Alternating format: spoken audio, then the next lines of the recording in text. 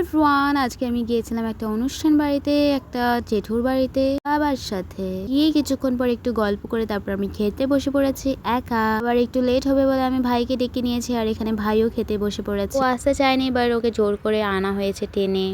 আমি আর ভাই এখন বাড়ি যাচ্ছি, আমাকে ভাই নিতে আসছে।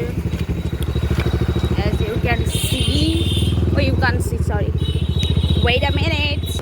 As you can see, ভাইয়ের সাথে এখন বাড়ি যাচ্ছি।